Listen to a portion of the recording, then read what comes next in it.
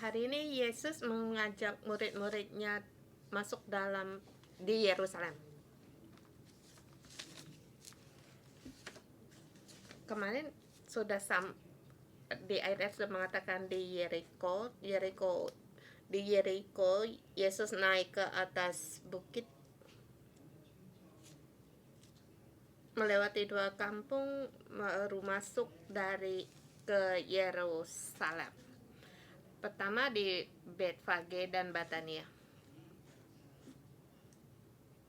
Kemudian masuk ke Yerusalem. Antara Yeriko ke Yerusalem ini 2 desa yang harus diikuti, yang dilewati. Kita lihat terlebih dahulu PowerPoint. Kita melihat Yerusalem dan Betania.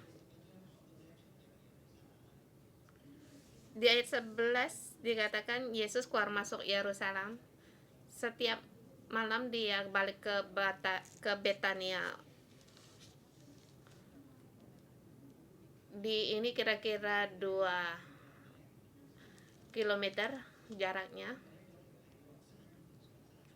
Ini jalan rupanya mau naik gunung, naik bukit kemudian turun, dan Betania di atas bukit Jatong, di atas bukit Zaitun. Ini adalah di tempatnya bukit yang tinggi melihat ke arah Yerusalem. 2 tempat ini, Betania dan Betfage, ini ada 2 arti dalam kerohanian. Kalau kita melihat di teks Cina atau di Inggris, ini tertulis dengan kata bed house, termasuk juga Betsaida. Yang di Yerusalem ada kolam yang berarti dengan house of mercy atau rumah anugerah.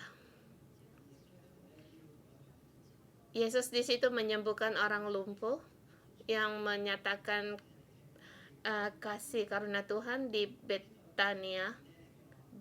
Di sini Betania, surat ini yaitu tempat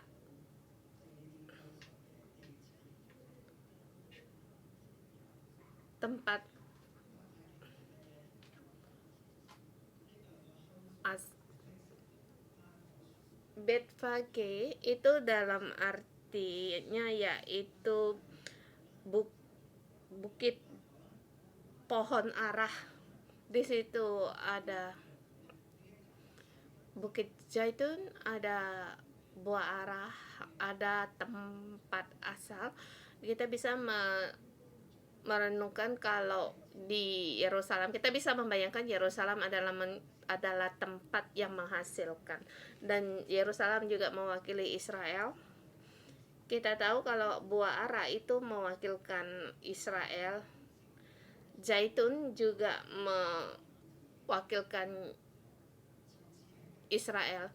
Seperti kata Petrus, kita seperti buah zaitun yang dicangkokkan. Dan anggur juga dikatakan Israel. Yesus berkata, aku adalah pokok anggur. Ini mengatakan aku adalah juga Israel. Dan kalau kita di bangunan Israel, kalau kita ke sana akan melihat ada daun-daun arah yang melambangkan itu Israel. 2 kilometer jalan ini ada naik turun bukit, bukan jalan yang datar. Di tengah-tengahnya ada lewati saluran Yesus dari Betania naik melewati bukit kemudian sampai ke Yerusalem. Yesus dari bait suci sebelah timur masuk, dan kita nanti akan menjelaskan utamanya pintu timur itu. Dan di sini garis yang kuning itu yaitu jalannya Yeriko. Dia bisa tidak melewati untuk Bethfage, tetapi Yesus mengambil keputusan untuk tinggal di Betania. Dia di Bethfage itu mengutuk pohon ara,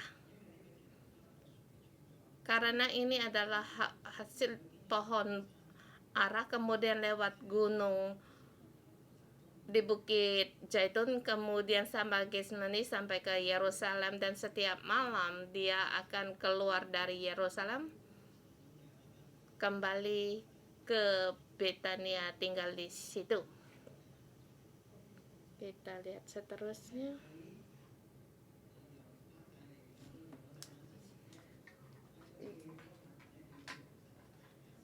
Di antara Betania dan Yerusalem itu ada satu tempat yang agak curam.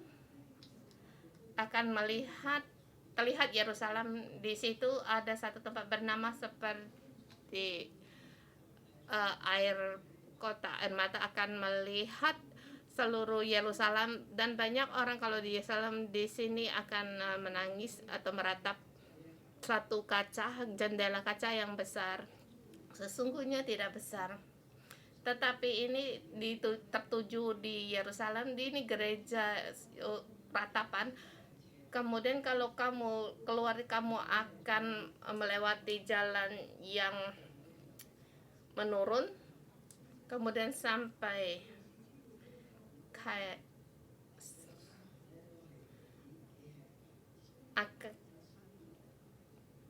di sini jalannya juga agak sulit. Ini jalan pintu timur ditutup sekarang, dan di luar di sekitarnya itu banyak tempat orang-orang asing yang mencemarkan tempat ini agar Tuhan yang akan datang tidak bisa melewati pintu timur untuk masuk Yerusalem, karena itu mereka tutup. Dan di sebelahnya lagi ada pekuburan orang Israel. Kita lihat di foto. Antara Betania dan Yerusalem mereka naik turun bukit, satu yang agak terjal juga jalannya. Yesus setiap hari lewat pintu timur keluar masuk yang dan sekarang sudah ditutup. Di perjalanan akan melewati satu gereja air mata. Di ayat ini ada beberapa tempat yang khusus yang mengatakan Yesus keluar masuk Yerusalem. Ada satu bagian juga mengatakan Yesus sudah masuk di Yerusalem, dan malamnya mereka kembali lagi ke Betania. Maka di sini dikatakan Yesus dekat Yerusalem kembali ke Betania. Mereka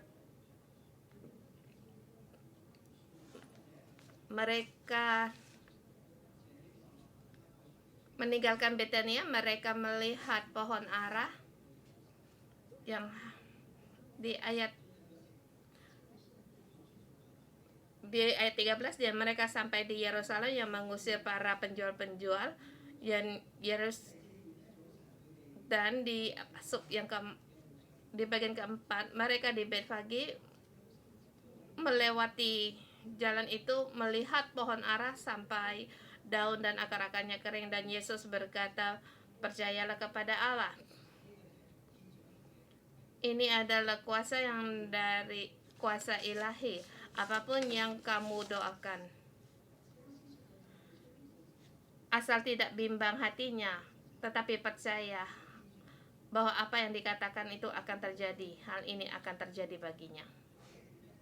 Di subtema dikatakan Yesus bersama muridnya menyiapkan satu keledai. Ini adalah taat kepada otoritas, dan kejadian pun mujizat terjadi di bagian yang terakhir. Mereka kembali lagi ke Yerusalem, dan para imam-imam dan ahli Taurat bertanya kepada mereka, dengan kuasa manakah engkau melakukan hal ini? Dan Yesus kembali bertanya kepada mereka, baptisan Yohanes itu dari sorga atau dari manusia? Berilah aku jawabnya. Dan para imam kepala itu mengambil keputusan untuk tidak menjawab. Dan semua peristiwa ini, semua murid-muridnya melihat dan juga ikut serta dalam mukjizat ini. Yesus memerintah mereka untuk menyiapkan satu keledai di kampung. Jauh-jauh mereka melihat, mereka juga ditanyain orang, mereka untuk mengapa melakukan ini, dan kemudian mereka pun mengambil keledai itu, membiarkan mereka mengambil keledai itu, dan secara terinci nanti akan dijelaskan. Dan ini semua dibagi dalam 6 subbagian, dan seluruh tema taat kuasa dari surga atau taat kepada kuasa ilahi. Satu, di sini mereka di Betania. Hari ini Pastor Hoke yang menyampaikannya. Yesus mengambil keledai orang.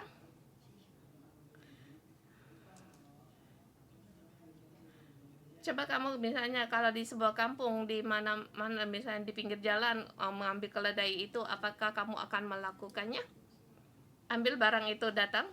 Tetapi bagi murid mereka sudah kebiasaan akan yang surprise yang seketika akan terjadi.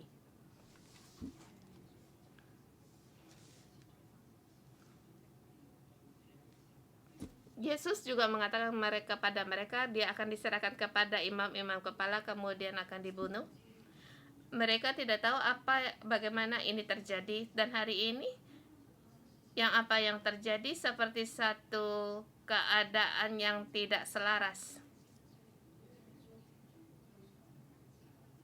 Karena Yesus mengendarai keledai masuk ke Yerusalem, dan banyak orang yang menyambut dia, seperti orang-orang yang merindukan juru selamat. Bagi murid-muridnya ini satu peristiwa yang menggembirakan, karena di situ orang banyak sangat menyambut mereka. Dan Yesus mengandalkan kata profetik, yang langkah profetik di kampung, pergilah ke kampung di depanmu dan masuklah di situ, kamu akan menemukan keledai. Kalau orang bertanya mengapa kamu lakukan, ya katakan Tuhan memerlukannya, ia akan mengembalikannya. Ini seperti satu yang seketika, kalau bagi kita itu satu yang sulit, karena ini satu profetik atau yang belum terlihat. Tapi bagi kita ini sulit untuk melakukan percaya. Maka mereka pun masuk ke Yerusalem. Dikatakan pergilah mereka ke Yerusalem, karena waktu itu pun sudah agak malam. satu yang tidak mudah, maka menurut apa yang Yesus katakan terjadilah. Maka Yesus, para murid-muridnya Yesus mengalami mujizat ini, dan nubuat yang dikatakan pun terjadi. Kalau nubuat yang terjadi, kita ada orang yang juga yang adaptasi bersamanya. Muridnya tidak mengatakan, ya Yesus, kami lapar, bolehkah minum teh dulu? Bagi kita juga mungkin banyak juga pikiran. Bagi kita untuk taat itu satu yang tidak mudah. Kalau kita mendengar satu perintah, maka langsung kita memikir jadwal waktu kita. Seperti perjalanan yang saya rancangkan itu berbeda, dan siapa-siapa akan melakukan apa. Saya banyak sekali untuk menolak atau juga ragu-ragu, tapi kita melihat muridnya mereka setia. Pada saat mereka apapun lepaskan, mereka mengikuti Yesus. Tidak banyak pikiran terhadap guru, mereka sangatlah giat. Apa yang diperintahkan Yesus, mereka pun melakukannya. Satu perkara dan perkara lagi pun terjadi. Dan bagi kita ini suatu ujian yang besar bagi kita. Apakah kita juga punya kuasa? Sebelum saya beritahu kamu belum datang ke 611, kamu tidak punya kuasa. Kamu melihat pastormu itu adalah satu otoritasmu, tetapi kamu merasa kamu tidak memiliki. Tetapi di 611 kamu akan setiap orang harus mengalami. Kita mengatakan kita taat pada Tuhan, bagaimana kita taat? Kita mendengar Tuhan, bagaimana kita mendengar Tuhan?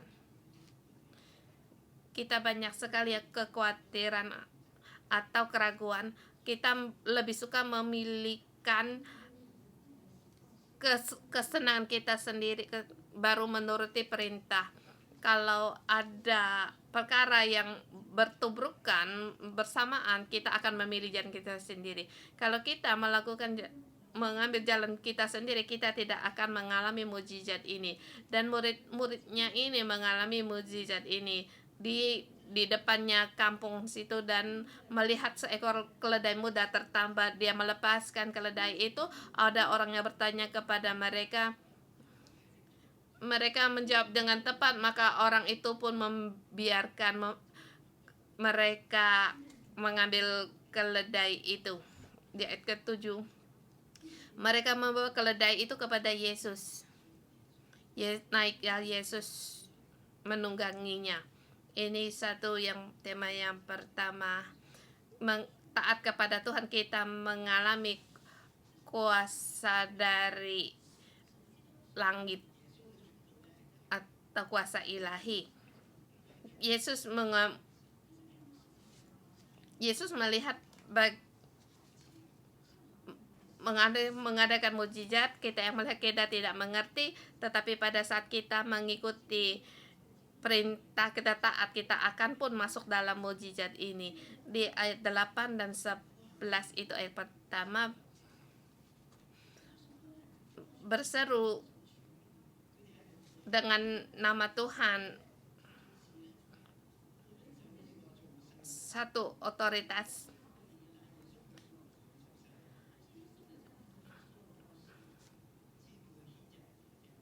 Yesus di sini hanya menyuruh untuk mengambil keledai itu, tapi sesungguhnya apa yang terjadi itu bukan murid-muridnya tidak tahu, tetapi mereka melihat orang banyak yang di depan mereka di situ berseru-seru menghampirkan pakaiannya. Kalau saya berpikir ini bagaimana terjadi, mungkin ini adalah kebiasaan dari orang-orang Betfage. Seketika mereka melihat, mereka bergembira, bersorak mengikuti Yesus, dan mereka bersama dalam perjalanan dari Yeriko, Betania, mengikuti Yesus. Mereka sangat gembira. Mereka terus memberitahukan akan pengalaman ini. Mereka tahu bahwa Yesus telah datang. Orang buta pun bisa melihat Yesus. Kita melihat bagaimana mereka berseru, Hosana, diberkatilah Dia yang datang dari nama Tuhan. Di sini mereka meninggikan Sang Penebus datang bagi mereka. Mereka terus di situ meninggikan, diberkatilah kerajaan yang datang, kerajaan Bapa kita Daud. Bagaimana kata ini datang, kita pun tidak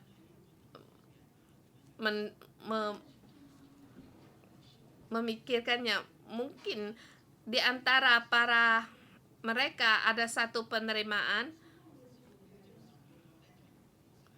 yang satu pewahyuan bahwa dia adalah dia membawa kerajaan yang datang, yaitu kerajaan dari Bapa kita Daud yang di tempat yang maha tinggi.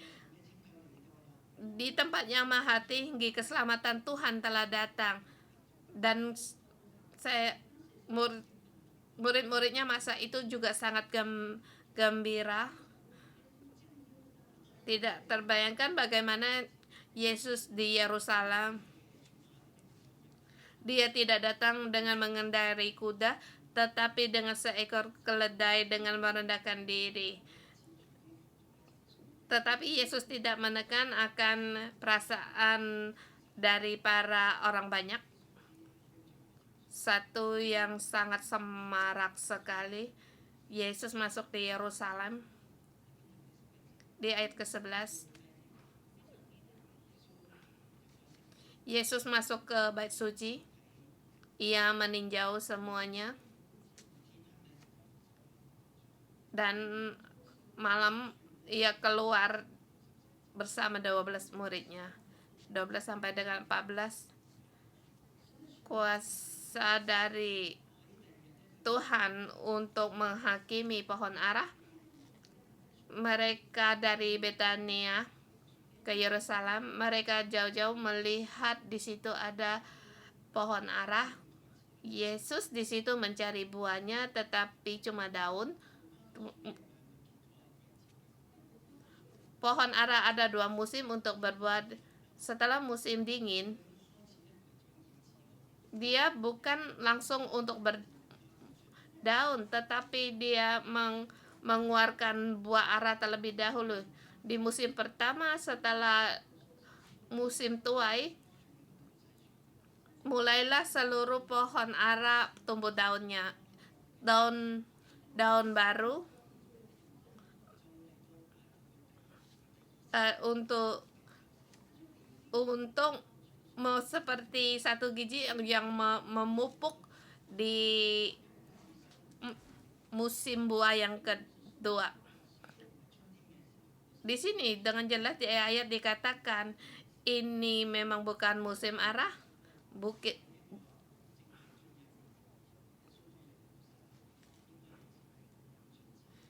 Yesus masuk di Yerusalem hampir hari Pantekosta, hari-hari sekitar hampir Paskah. Karena Yesus masuk Yerusalem di hari Paskah sebelumnya, dia ditangkap kemudian dibunuh. Pada saat itu tidak ditemuinya buah ara. Kemudian Yesus mengatakan di ayat 14, ini adalah kata dari Tuhan, maka katanya jangan lagi seorang pun makan buahmu selama-lamanya. Dan muridnya pun mendengarnya. Rupanya Israel adalah buah ara yang najis. Tapi kita berkata, apakah Yesus sengaja? Bukankah ini bukan musimnya buah ara? Kita ke yang tema kedua, Yesus, murid-muridnya mengalami kuasa ini. membawa Yesus, murid-muridnya mendengar kata Yesus. Satu yang tidak sepertinya normal, Yesus di sini mengutuk buah ara,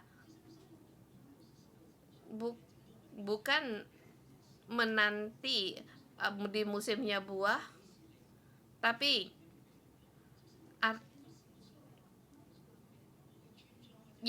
Yesus datang saatnya buah ara sudah siap, atau di kampung kalau Yesus datang itu sudah siap. Bukankah seharusnya muridnya menyediakan sesuatu sudah disiapkan, tetapi itu bukannya menurut musim, tetapi permintaan Tuhan agar kita selalu siap. Kapan dia datang? Kapan dia tidak datang ke mengadakan penghakiman? Yesus datang ke Yerusalem. Dia membongkar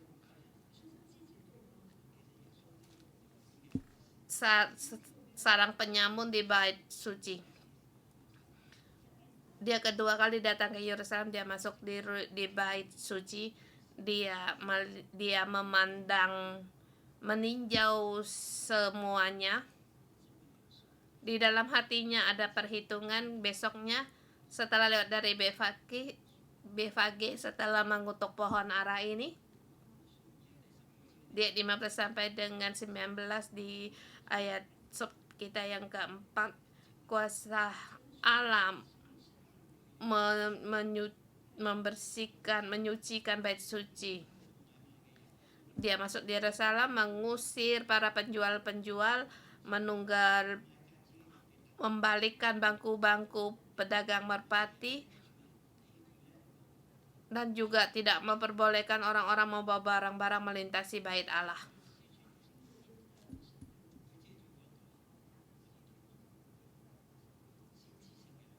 Seperti yang kita katakan, dia melakukan satu tindakan profetik. Dia mengusir para orang berjual di halaman bait Allah.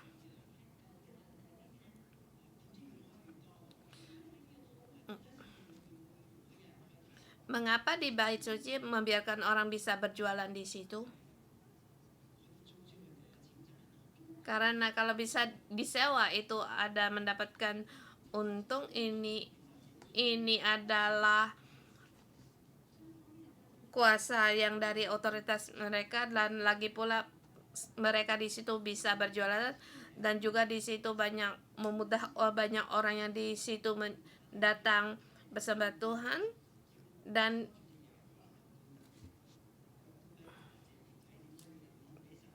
untuk mempermudah mereka di situ untuk membawa korban persembahan. Kalau kita misalnya mereka dari Galilea membawa seekor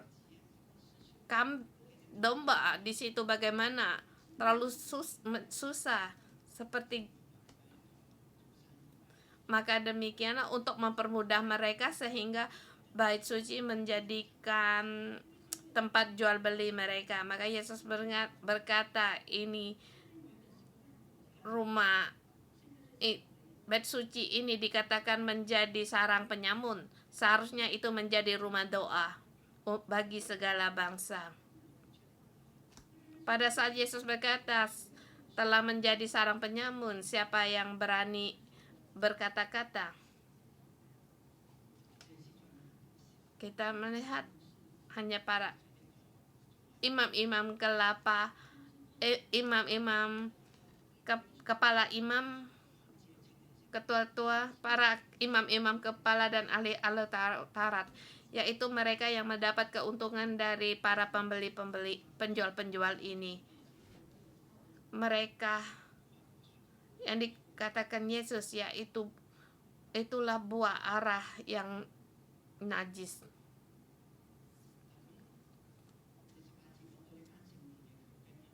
Di ayat 18 dikatakan para penguasa ini mereka ingin berusaha untuk membinasakan Yesus. Para penguasa bait suci, bait Allah di dalam mereka pun takut.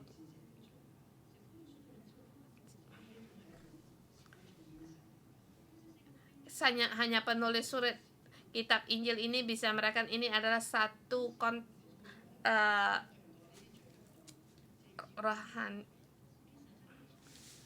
satu kontak rohani. Mereka bisa merasakan orang yang tertinggi di bait Allah itu pun, di bait suci itu pun tahu kalau mereka takut akan Yesus. Dia tahu Yesus datang dari surga, dan para imam kepala dan ahli Taurat ini dalam hati mereka tidaklah puas atau tidak suka.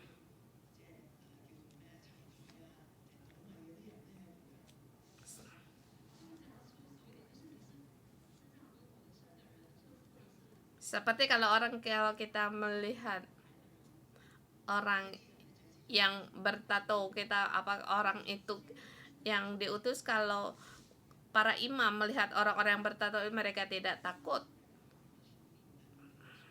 sebab mereka berkuasa, tetapi menghadapi Yesus mereka takut. Dan mereka juga tahu seluruh orang takjub akan pengajarannya. Jangan mengira walaupun kedudukan ketinggi hati mereka tidak takut, sesungguhnya ada, hanya mereka tidak mengaku. Seperti contoh perang antara Rusia dan Ukraina. Kamu melihat ada orang yang takut, ada yang tidak takut. Dua pemimpin negara ini, pembicaraanmu mereka tidak sama.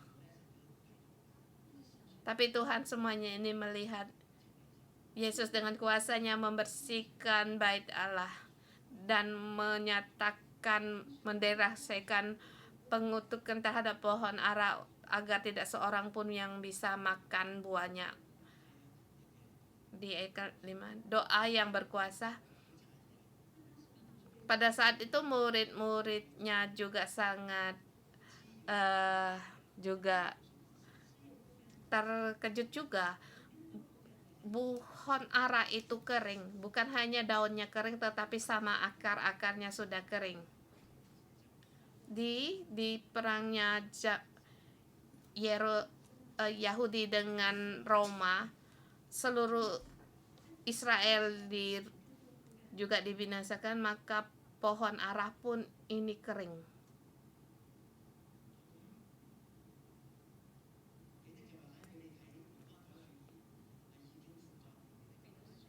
Yesus teringatlah Petrus akan yang terjadi. Lalu dia berkata kepada Yesus, Rabi, lihatlah pohon ara yang kau kutuk itu sudah kering. Bagaimana jawab Yesus terhadap Petrus? Saya merasa ini rema bagi kita hari ini. Percayalah kepada Allah. Percaya kepada kuasa Allah. Kamu hanya melihat, kita ada terlebih dahulu, ada pilihan kita sendiri. Tapi Yesus berkata kepada Petrus, percayalah kepada Allah. Bagaimana hasilnya? Pada saat kamu percaya pada Tuhan, dengan kamu demikian berdoa, maka kamu pun bisa memerintahkan gunung ini, beranjaklah dan tercampaklah ke dalam laut. Asal tidak bimbang hatinya, tetapi percaya bahwa apa yang dikatakan itu akan terjadi, maka hal itu akan terjadi. Orang ini bukannya punya kuasa, sangat berkuasa, tetapi di sini apa yang kamu minta? Siapa yang memberi kuasanya ini?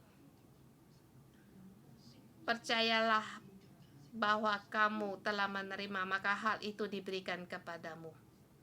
Pada saat kamu percaya pada Tuhan, semua itu akan diberikan kepadamu. Inilah adalah kuasa dalam berdoa. Hatimu tidak bimbang. Kamu terus kerjakan, kamu terus berdoa.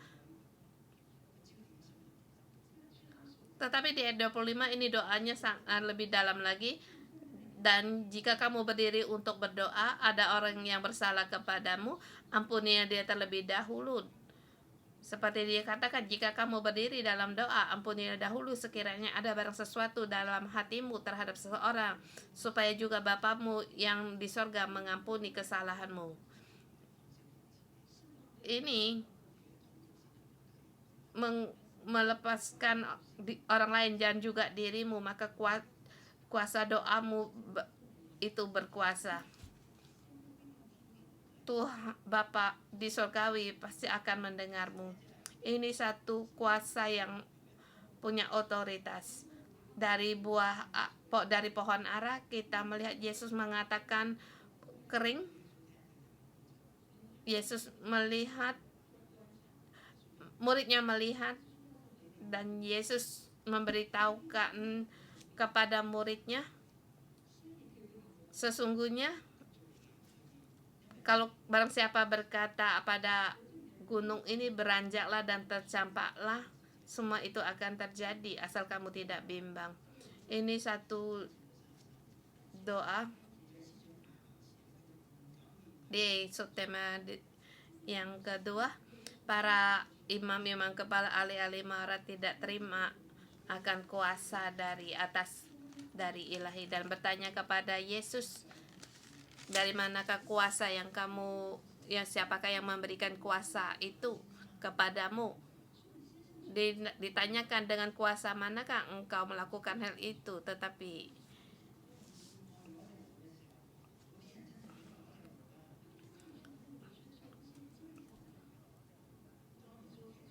pada saat Yesus menyuruh mereka mengambil keledai itu, mereka pun itu adalah suatu kuasa yang dari atas. Ini adalah kuasa dari atas, dan juga kita pun, para muridnya juga melihat. Pada saat mereka melihat nasibnya dari pohon ara sampai kering akarnya, ini saat kita mereka sebagai murid Yesus juga melihat semua itu. Dari Yeriko naik pergi ke Yerusalem, setiap peristiwa mereka pun melihat.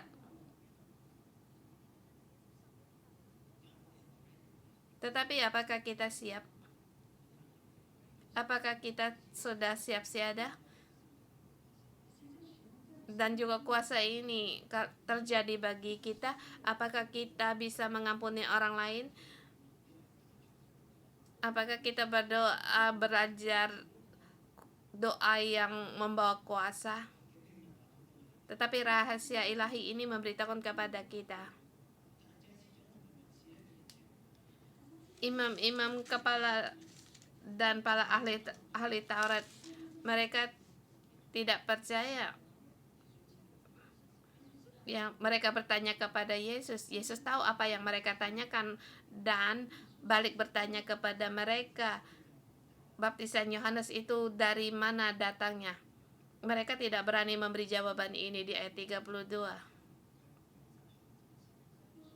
Tetapi masakan kita katakan dari manusia, sebab mereka takut orang banyak. Karena mereka adalah penguasa, mereka tahu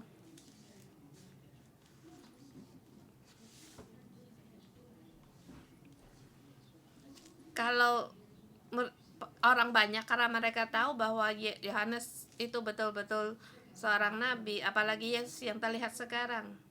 Tetapi di sini mereka tidak berani menghadapi kenyataan. Mereka mau muka para imam-imam. Mereka tidak berani untuk membuat kisah.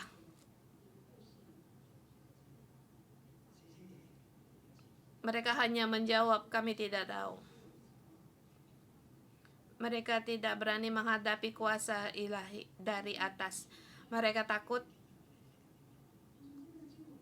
Di ayat ini kita melihat, kalau kita banyak sekali yang kita khawatirkan, yang kita takutkan, maka kuasa ilahi dari kita, kuasa dari surga itu jauh dari kita.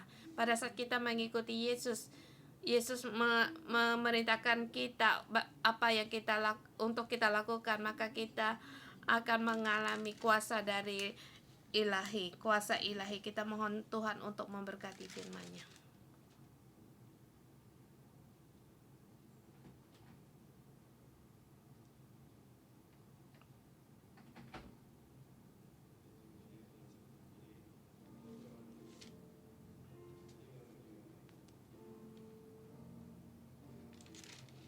Saudara semua, mari kita bangkit berdiri untuk menyembah Dia, Tuhan kita, Raja di atas segala raja. Dia layak, hanya Yesus. Yesus layak.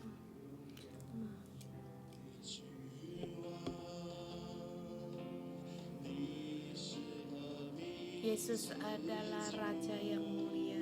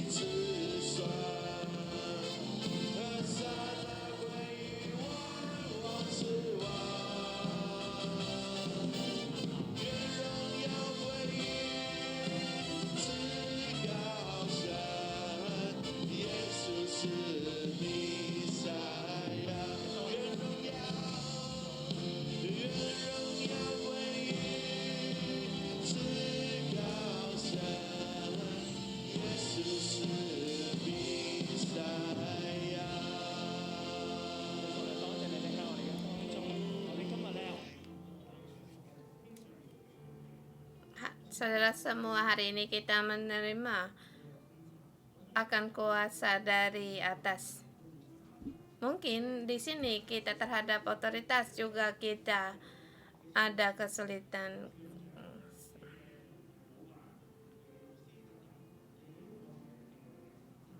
Kalau di hatimu, adakah kamu terhadap otoritasmu, bosmu, atau pemimpinmu kamu merasa satu yang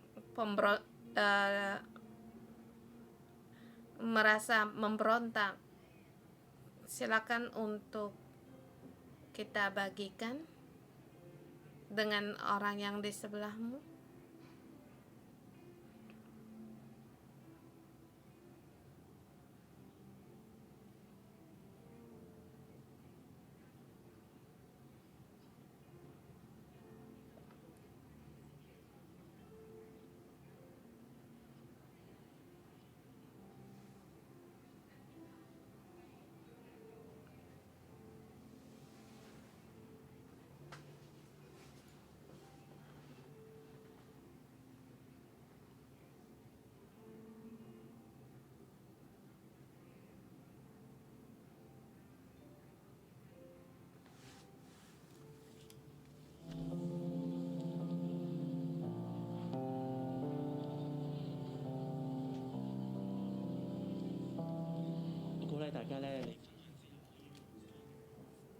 Kita saling mendoakan dan juga kita mengaku dosa dia. Kita mengaku apa kesulitan kita. Apakah mungkin kita curiga atau tidak bisa melepaskan, dan juga kita saling mendoakan satu dengan yang lain.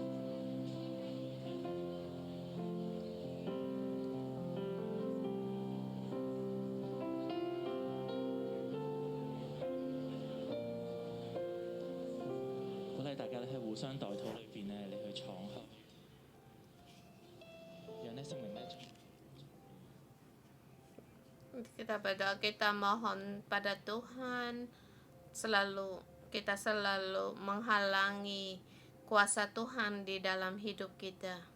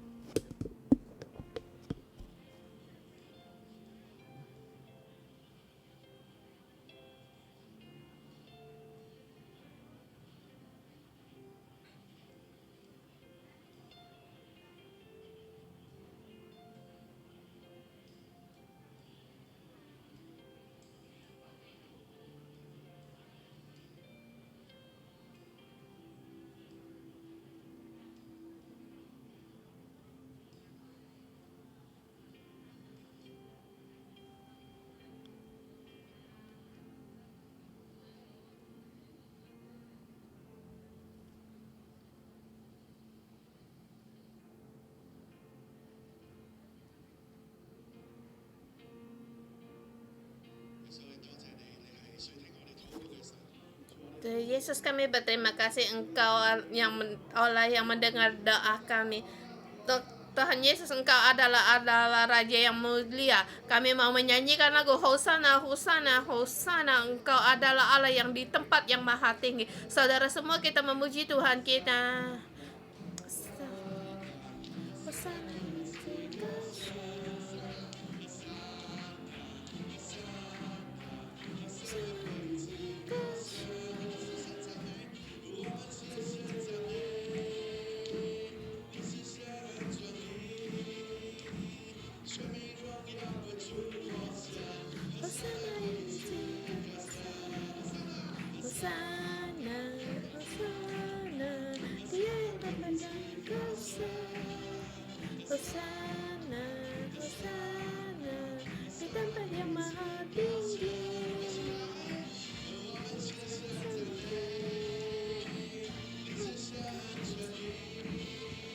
layak ditinggikan,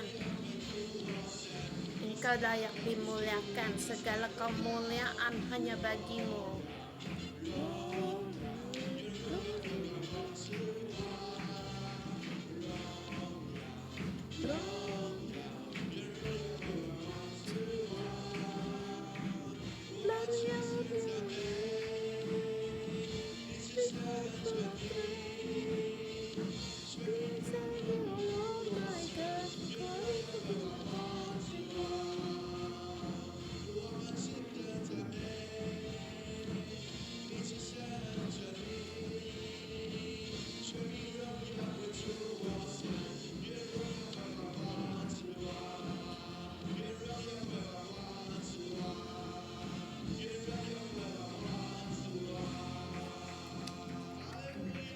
Haleluya. Segala kemuliaan bagimu Tuhan Yesus, Engkau Raja di atas segala raja, Tuhan dari segala Tuhan. Saudara semua, di ayat ini kita melihat bagaimana Yesus melihat buah ara yang tidak menghasilkan. Dia pada saat dia datang melihat mengapa tidak menghasilkan buah, Israel tidak membawakan buah. Ayat ini melihat kita harus selalu siap menghasilkan atau tidak menghasilkan. Kita harus berusaha untuk menghasilkan buah. Kita harus menghasilkan buah yang baik untuk Tuhan. Tuhan Yesus, kami perlu akan Engkau. Kami mohon Roh Kudus untuk mengingatkan kami dalam keadaan apapun. Kami siap untuk menghasilkan buah yang baik. Baik dalam keadaan kapanpun Engkau, pada saat Engkau datang, kami siap. Kami siap, kami taat. Kami siap untuk dan menghasilkan buah yang baik. Saudara, di dalam rohani kita berdoa, kita mohon pada Tuhan, mohon Roh Kudus untuk membantu kita agar hidup kita selalu ready, selalu siap. Mohon Roh Kudus membantu kita. Roh Kudus, Engkau datang membantu kami.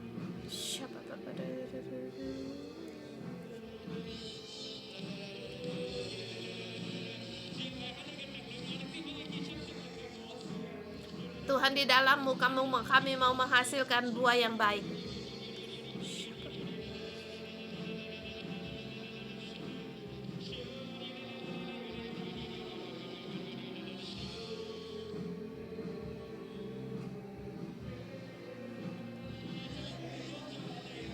Tuhan, tolonglah kami.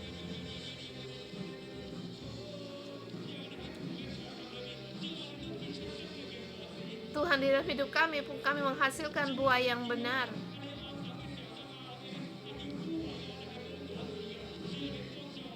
Tuhan, tolonglah kami. Di dalam pengamalan kami pun kami menghasilkan buah yang baik. Dan di dalam hubungan kami dengan sesama, kami ingin menghasilkan buah yang baik. Siapa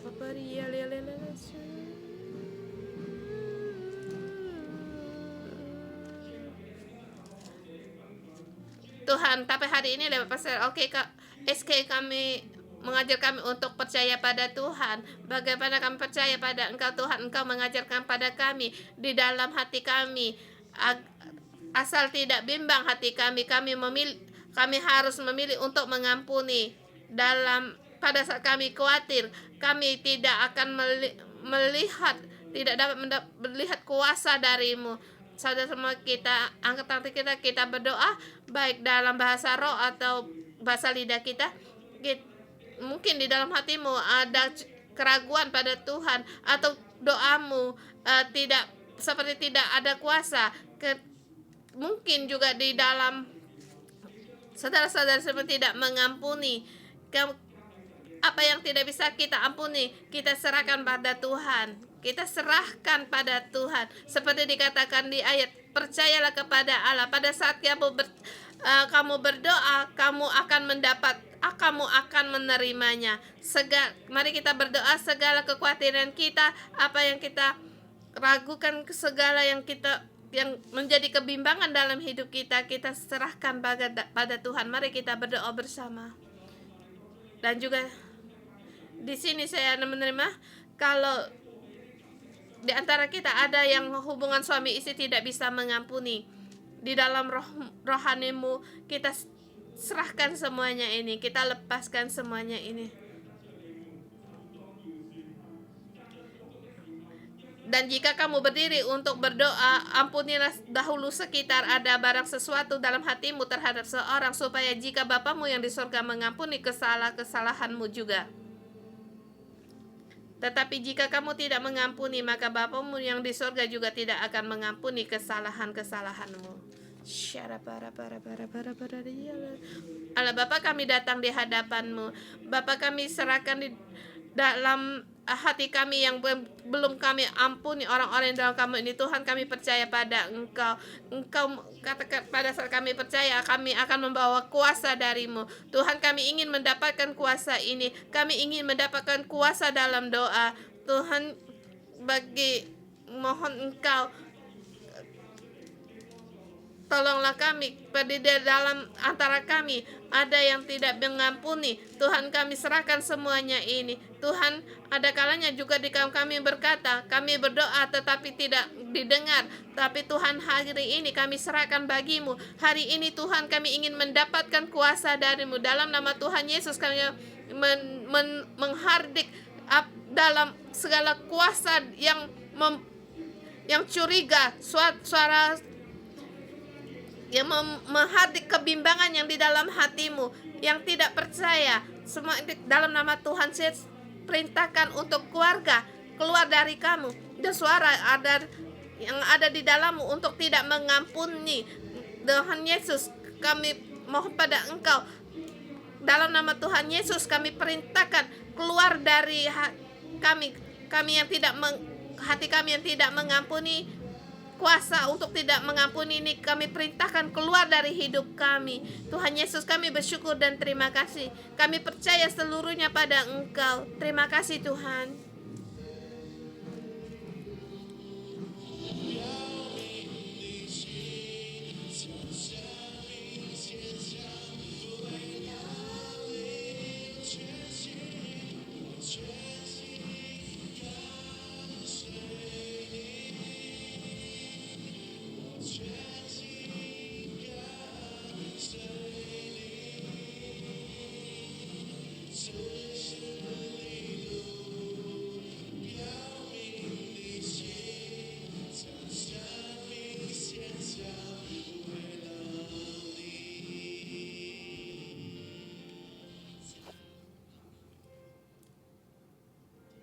Kami pada Tuhan Yesus kami berterima kasih.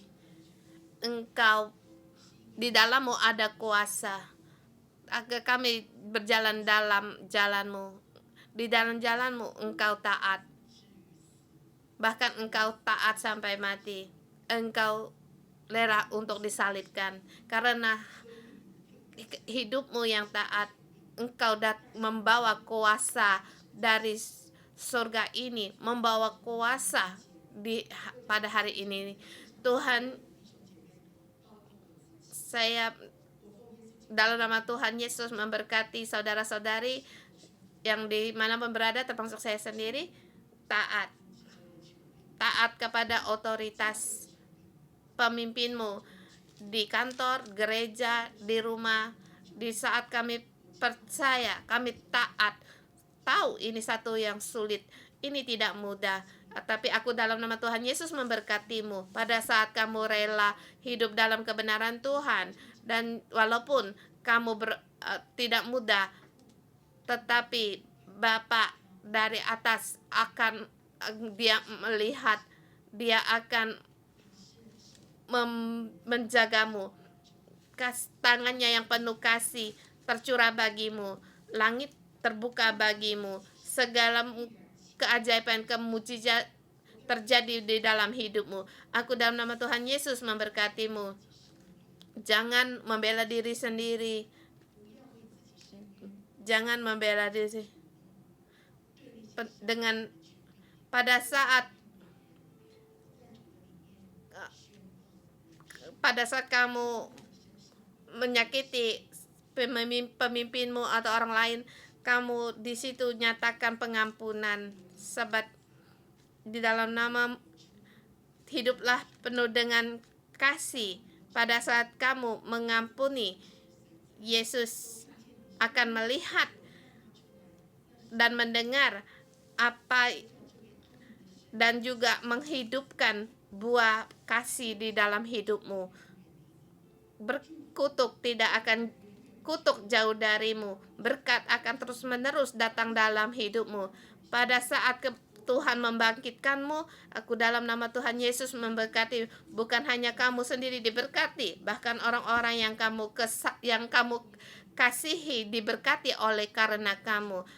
Aku memberkatimu karena kamu hidup menghasilkan buah kehidupan, dan engkau pun pergi untuk memberitakan pohon kehidupan. Pada saat hidupmu penuh dengan kedewasaan, engkau akan lepas dari lembah ratapan kasih, mujizat Tuhan menyertaimu. Aku dalam nama Tuhan Yesus memberkatimu. Berdoa dalam nama Tuhan Yesus Kristus. Amin. Kita sampai di sini.